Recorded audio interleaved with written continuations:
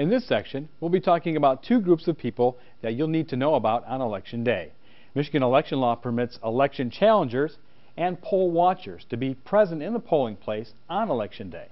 In different ways, each group monitors the election process as a safeguard against election fraud. A poll watcher can be anyone who is interested in observing the voting process. Although poll watchers may be present in the polling place and they may observe the closing of the polls, they do not have any particular rights with regard to looking at the poll book, standing behind the processing table, or challenging a voter's qualifications. Election challengers, on the other hand, have a number of legal rights and responsibilities. But before we talk about them, let's see who can appoint a challenger. A state-recognized political party, an incorporated organization, an organized group of citizens interested in the adoption or defeat of a proposal on the ballot, or an organized group of citizens interested in preserving the purity of elections. However, challengers may not be placed in the polls by candidates or candidate committees. Unlike poll watchers, challengers have many rights. They include examining the voting equipment before the polls open and after the polls close, observing the action of the precinct workers in voting precincts and absent voter counting boards, challenging a person's right to vote if the challenger has good reason to believe that the person is not eligible to vote in the precinct, challenging the actions of the election inspectors serving in the precinct if the challenger believes that the election law is not being followed, inspecting the applications to vote, poll books, registration records, and any other materials used to process voters without touching any of the election materials, inspecting the ballots while they're being counted. However, challengers may not touch the ballots. Along with these rights, challengers also have some limitations. A political party, group, or organization may not have more than 2 challengers present in a voting precinct or more than 1 challenger present in the absent voter counting board at any time throughout the course of the day. Challengers must carry an identification issued by the appointing political party, group, or organization. The identification card must show the challenger's name, the name of the appointing political party, group, or organization, the precinct or precincts in which the challenger is authorized to serve, the signature of a recognized officer of the group or organization. When the challenger enters the precinct, he or she must show the card to the precinct chairperson. It is recommended that challengers wear an identification badge bearing the words Election Challenger. A poll watcher or challenger appointed to serve in an absent voter counting board must remain in the room where the counting board is working until the polls close at 8 p.m.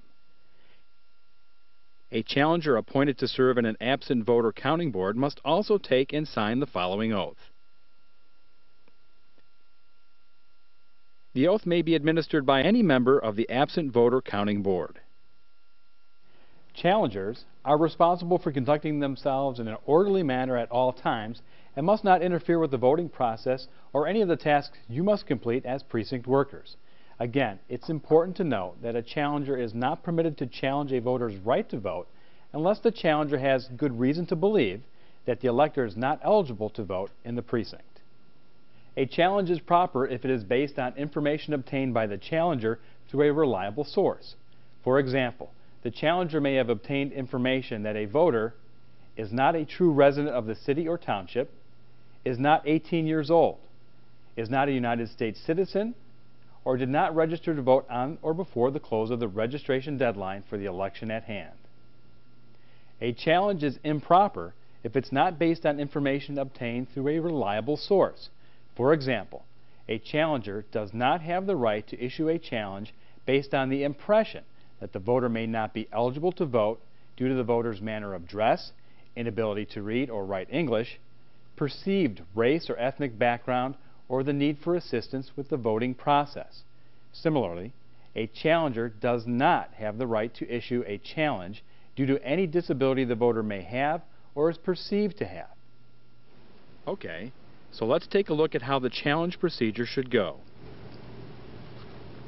Excuse me, I challenge this voter's qualifications to vote based on her residency. Okay, I'm going to have to ask you a few questions regarding your eligibility to vote here. Okay. First, you'll have to take an oath. Please raise your right hand and repeat after me. I swear or affirm that I will truly answer all questions put to me I swear or affirm that I will truly answer all questions put to me concerning my qualifications as a voter. concerning my qualifications as a voter. Okay, thanks. Have you resided in this township for at least 30 days, and are you currently a resident of this township? Yes. Okay. I can go ahead and issue you a ballot, and it will be counted, but it will have to be marked as a challenged ballot. Okay, whatever. The election worker handling the challenge writes the number appearing on the voter's ballot in pencil on the back of the ballot. After you record the ballot number on the ballot in pencil, conceal the number with a slip of paper. It's recommended that you use transparent tape and paper that matches the color of the ballot. The ballot must be marked in this way so that the ballot can be retrieved at a later time if required under court order. A complete record of the challenge must be entered on the challenged voters page in the poll book. The record must include a description of the challenge, the name of the person making the challenge, the time of the challenge, the name, address, and telephone number of the person challenged, and any other pertinent information. Every effort must be made to ensure that the challenge procedures are properly carried out in the polls. The abuse of the challenge process can have serious consequences, including the disenfranchisement of the qualified voters, criminal violations, and legal challenges over the election results. It is illegal to prevent a challenger from doing his or her job, but the precinct chairperson has the authority to expel challengers who abuse the process. As you've seen, there's a lot to remember about